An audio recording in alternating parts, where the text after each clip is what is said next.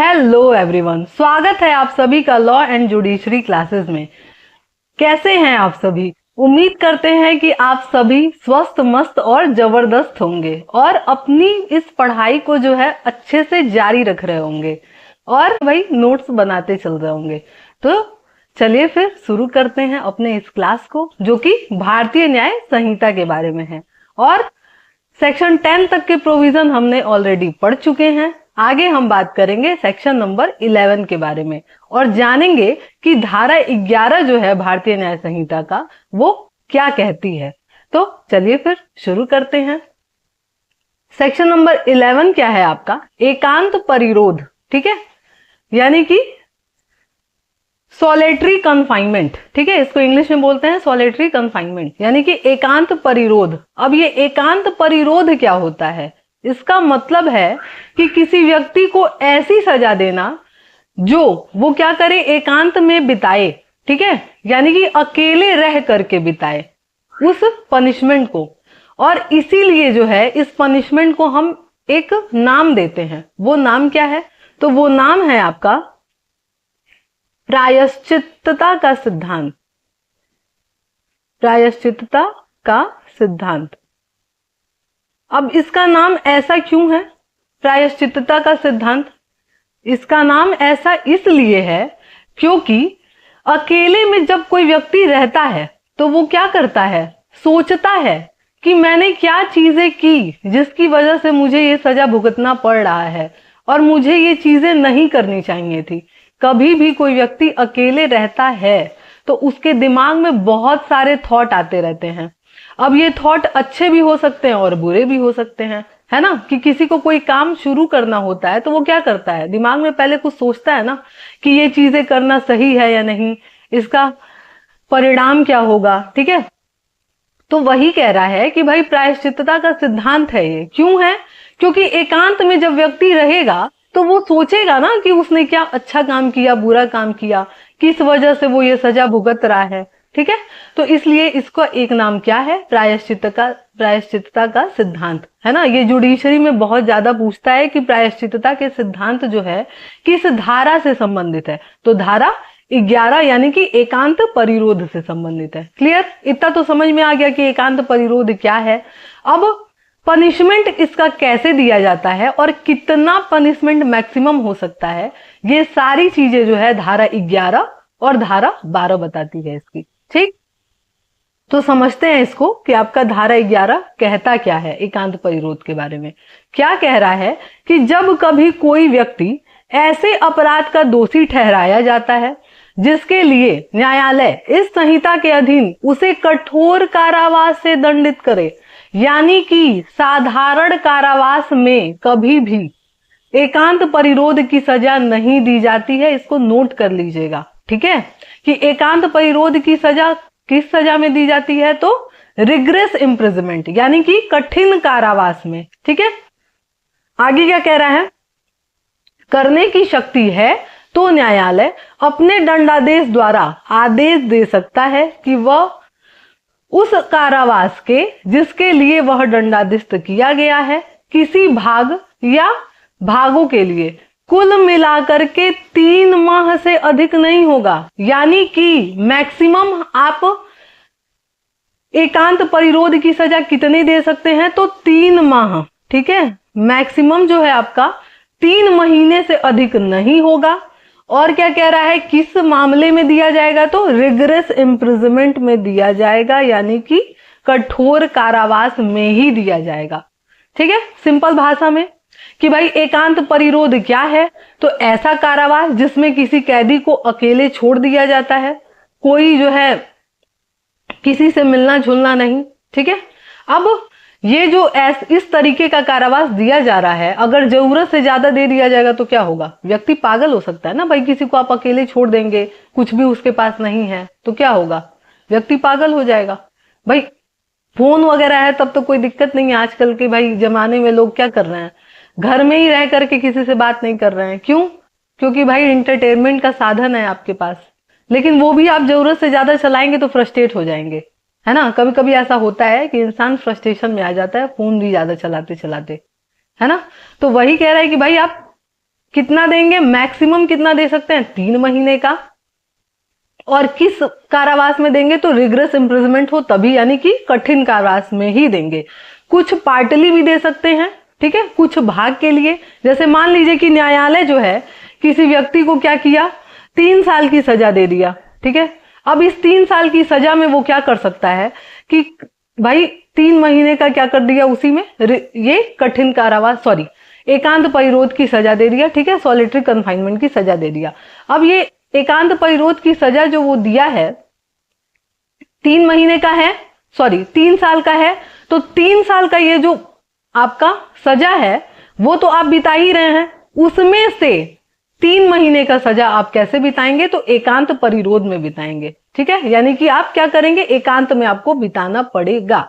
Clear, कि भाई जरूरी नहीं है या तो वो 3 महीने का डायरेक्ट दे, या क्या करे कि भाई आप क्या करेंगे, 3 साल की सजा है उसमें से 3 महीने आप क्या करेंगे, एकांत परिरोध में काटेंगे, एकांत में काटेंगे, ठीक।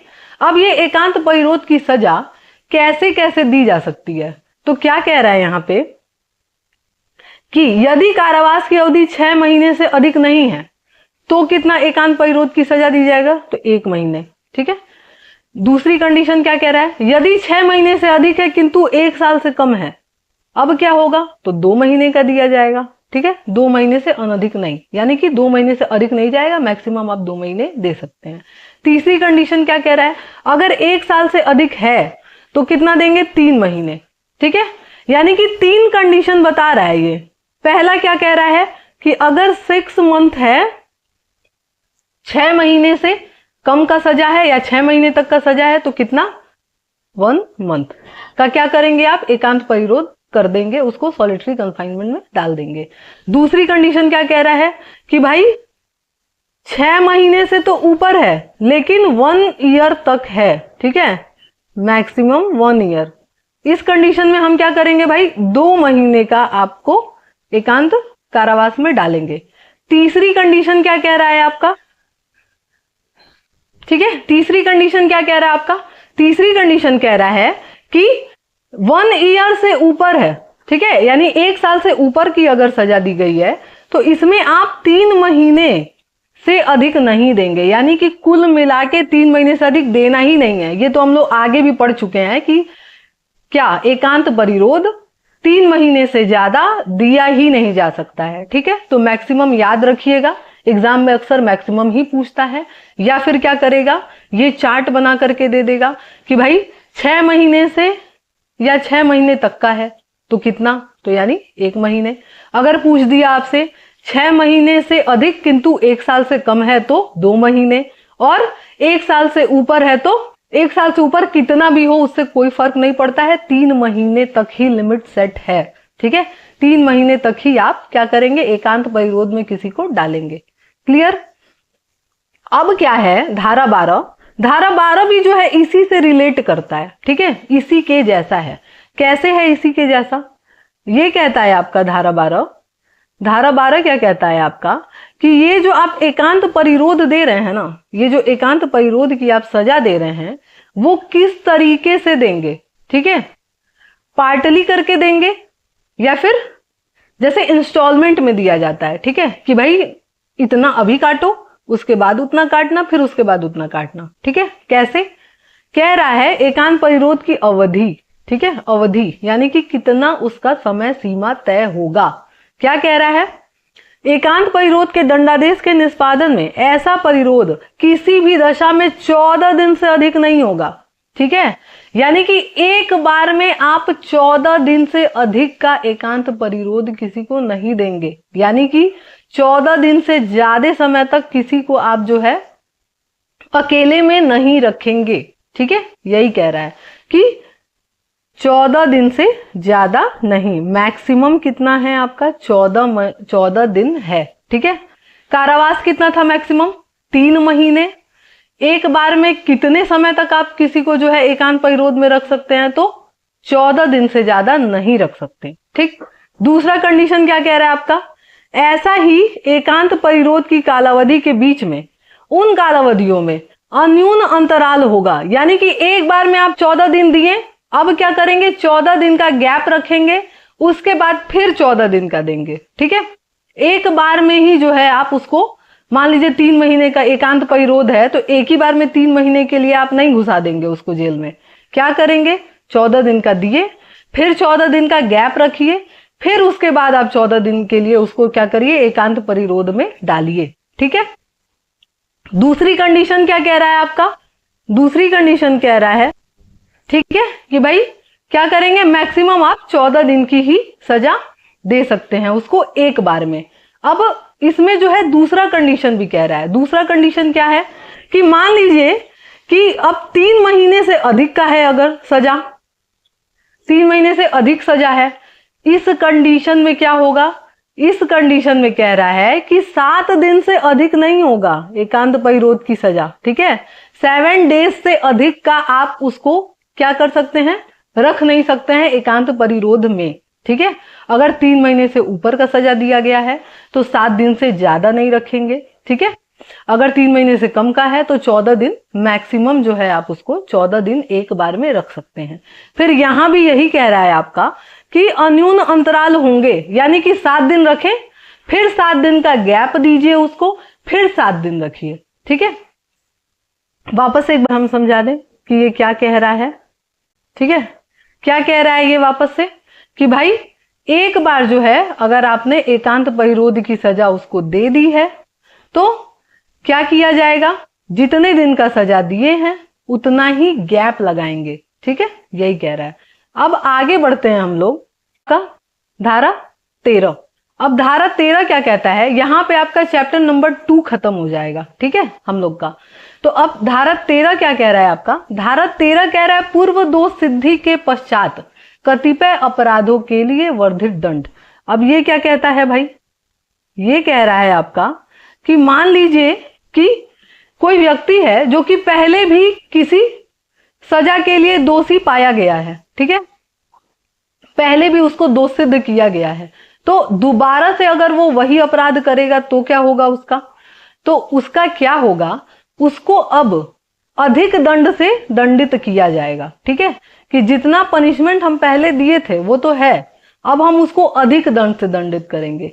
लेकिन क्या हर मामले में नहीं, हर मामले में नहीं।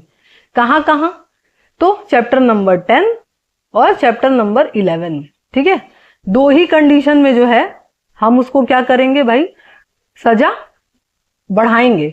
किस किस मामले में, चैप्टर नंबर 10 और चैप्टर नंबर 11 में। ठीक है, और क्या कह रहा है वहां पे, जहां पे जो है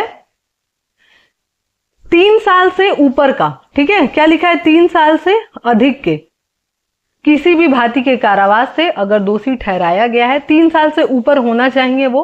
ठीक, और क्या कह रहा है, अब चैप्टर नंबर 10 क्या कहता है आपका, वो बात करता है सिक्के से संबंधित, कि जाली या फर्जी नोट अगर कोई बना रहा है, जाली सिक्का बना रहा है, उससे संबंधित कोई अपराध है तो क्या किया जाएगा, उसको अब की बार जब आप दोबारा करेंगे तो बढ़ा के पनिशमेंट दिया जाएगा। वैसे ही चैप्टर नंबर 17 क्या कहता है, संपत्ति से संबंधित अपराध, यानी संपत्ति के विरुद्ध अगर कोई अपराध करता है, जैसे चोरी, लूट, डकैती, है ना, तो अगर इस टाइप का आप अपराध कर रहे हैं तो क्या होगा, मैक्सिमम जो है अब आपको दोबारा से जब बढ़ा करके सजा दिया जाएगा तो कितना दिया जाएगा, तो क्या कह रहा है, 10 वर्ष तक का हो जाएगा। ठीक, या तो आपको लाइफ इम्प्रिजमेंट यानी कि आजीवन कारावास तक का सजा दिया जाएगा, या एनी इम्प्रिजमेंट यानी कि किसी भांति के कारावास से। ठीक है, किसी भांति का कौन कौन, साधारण या कठोर, किसी भी तरीके का दे सकता है। कितना, तो मैक्सिमम 10 साल तक का दे सकता है। ठीक है, या तो आपको लाइफ इम्प्रिजमेंट यानी कि जीवन भर में जेल डाल दिया जाएगा, या क्या किया जाएगा, एनी इम्प्रिजमेंट यानी किसी तरीके का कारावास से, जो कि आपका 10 साल तक का हो सकता है। अगर आप कौन सा, चैप्टर नंबर 10 और चैप्टर नंबर 17 के अंतर्गत दोबारा दोषी पाए गए किसी अपराध के लिए तो। ठीक, चलिए अब वापस से हम लोग रिवीजन कर लेते हैं कौन कौन सा सेक्शन, 11, 12 और 13। तब आज हम लोग का ये चैप्टर खत्म हो गया। ठीक है, चैप्टर नंबर 2 वापस हम लोग क्या करते हैं, एक बार रिवीजन। ठीक है, 11 में हम लोग क्या देखे थे, एकांत परिरोध यानी कि सॉलिटरी कन्फाइनमेंट, यानी कि किसी व्यक्ति को आप जो है क्या कर रहे हैं, एकांत में रख दिए तो अब जो है एकांत में रख दिए तो मैक्सिमम कितना था पनिशमेंट? 3 महीने। किस मामले में? तो कठोर कारावास की सजा जब दी जाती है यानी कि रिग्रेस इम्प्रिजमेंट में। और क्या कह रहा है भाई, अब ये रिग्रेस इम्प्रिजमेंट जो है वो कैसे कैसे दिया जाएगा? तो क्या बोला था पहले कि अगर 6 महीने से अधिक नहीं है तो कितना देगा? 1 मंथ का सजा। अगर 6 महीने से ऊपर है लेकिन 1 ईयर तक का है तो कितना? 2 महीने की सजा। अगर 1 साल से अधिक का है मैटर तो कितना? मैक्सिमम जो है आप 3 महीने तक की सजा दे सकते हैं। कैसी? एकांत परिरोध की यानी कि सॉलिटरी कन्फाइनमेंट की। क्लियर? फिर हम लोग 12 क्या देखें कि ये जो सजा दिया जा रहा है वो दिया कैसे जाएगा? तो क्या कहता है कि कैसे दिया जाएगा भाई? बांट करके दिया जाएगा, इंस्टॉलमेंट में दिया जाएगा। कैसे? कि भाई एक बार में जो है 14 दिन से ज्यादा का आप सजा नहीं देंगे। ठीक, एक बार में 14 दिन से ज्यादा का आप एकांत परिरोध की सजा नहीं देंगे। अगर ये 14 दिन की सजा आप दे दिए किसी व्यक्ति को तो फिर आपको 14 दिन का गैप रखना पड़ेगा, फिर 14 दिन आप क्या करेंगे? उसको एकांत परिरोध में डालेंगे। लेकिन अगर 3 महीने से ऊपर का है एकांत परिरोध तो क्या होगा?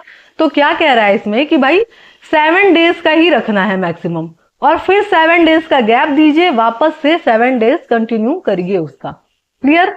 फिर नेक्स्ट क्या हम लोगों ने देखा था कि धारा 13 क्या कहता है कि अगर एक बार किसी सजा के लिए किसी को दोषी ठहराया गया था पहले ही, तो वापस से अगर वो वही सजा कंटिन्यू कर रहा है, वही वाला दंड के लिए भागी बन रहा है यानी कि वही वाला अपराध कर रहा है, तो हम क्या करेंगे उसके साथ?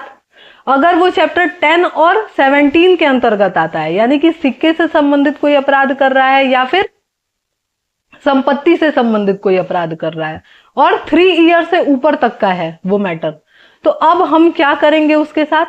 मैक्सिमम कितना पनिशमेंट दे सकते हैं? लाइफ इम्प्रिजमेंट यानी कि आजीवन कारावास का। और क्या कर सकते हैं? एनी इम्प्रिजमेंट यानी कि किसी भांति के कारावास से उसको दंडित किया जा सकता है, जो कि अगर 10 ईयर तक का मैक्सिमम हो सकता है। ठीक है, तो चलिए फिर आज की क्लास यहीं खत्म होती है। कल हम क्या पढ़ेंगे? चैप्टर नंबर 3, जो कि मोस्ट इंपॉर्टेंट चैप्टर है, चाहे आप सेमेस्टर के एग्जाम दे रहे हैं या जुडिशरी की तैयारी कर रहे हैं या फिर एपीओ की तैयारी कर रहे हैं, है ना। और देखा जाए तो ज्यादातर इंपॉर्टेंट सेक्शन जो है आपके शुरू से ही स्टार्ट हो गए हैं अगर आप एपीओ या जुडिशरी की तैयारी कर रहे हैं तो। ठीक है, सेमेस्टर के एग्जाम में जो है इतने डिटेल में ये सारी चीजें नहीं आती हैं, लेकिन जो आपका चैप्टर नंबर 3 है वो सेमेस्टर के एग्जाम में मोस्ट इंपॉर्टेंट है। ठीक है, क्योंकि इससे जो है लॉन्ग आंसर टाइप क्वेश्चन सीधे सीधे बनते हैं, है ना। लेकिन अगर देखा जाए जुडिशरी और एपीओ का, तो जुडिशरी और एपीओ में एकांत परिरोध से सवाल बनते हैं, मेंस में भी बन जाते हैं, है ना। प्री में तो भर भर के क्वेश्चन आते हैं, जितने भी मैंने अभी तक पढ़ाया है प्रावधान सब में। ठीक है, तो कोशिश करिए कि जैसे जैसे पढ़ाया जा रहा है साथ के साथ नोट्स बनाते चलिए, बेयर एक्ट में अंडरलाइन करते चलिए, ताकि दोबारा से जब आप रिवीजन करें तो आपको सहूलियत हो पढ़ने में। ठीक है, और अब जो है जैसे ही हम लोग चैप्टर नंबर 3 में जाएंगे तो केस लॉज वगैरह भी देखेंगे, कुछ मैगजीन वगैरह भी देखेंगे कि जो भी इससे रिलेटेड है, जो भी आपकी जुडिशरी में आता है या एपीओ के एग्जाम में आता है या अदर जो भी स्टेट के जुडिशरी हैं सब में आता है ना। या आप जो है उस मैगजीन और उन चीजों का, उन केस का यूज जो है अपने सेमेस्टर के एग्जाम में भी कर सकते हैं। ठीक है, बहुत बेनिफिशियल रहेगा आपके लिए। तो चलिए फिर मिलते हैं नेक्स्ट क्लास में। उम्मीद करते हैं कि आपको ये लेक्चर पसंद आया होगा। अगर पसंद आया है तो लाइक जरूर करिएगा, इस चैनल को सब्सक्राइब जरूर कर लीजिएगा। बहुत सारे ऐसे व्यूअर हैं जो कि सब्सक्राइब नहीं करे हैं चैनल को, तो सब्सक्राइब जरूर कर लीजिएगा और साथ ही साथ ज्यादा से ज्यादा लोगों को शेयर करिए, ताकि पता चले कि भाई अगला मेहनत कर रहा है आपके पीछे। तो भाई मेरा क्या है कि भाई हम क्या कर रहे हैं कि आपके लिए मेहनत कर रहे हैं, तो बताया करिए कि कमेंट बॉक्स में कि आपको क्लास कैसा लगा, है ना। उसी से यही एक तरीका है जिससे मुझे पता चल सकेगा कि आपको क्लास कैसा लगा। ठीक है, तो कमेंट में जरूर कमेंट करिएगा। ठीक है, फिर तो चलिए मिलते हैं नेक्स्ट क्लास में।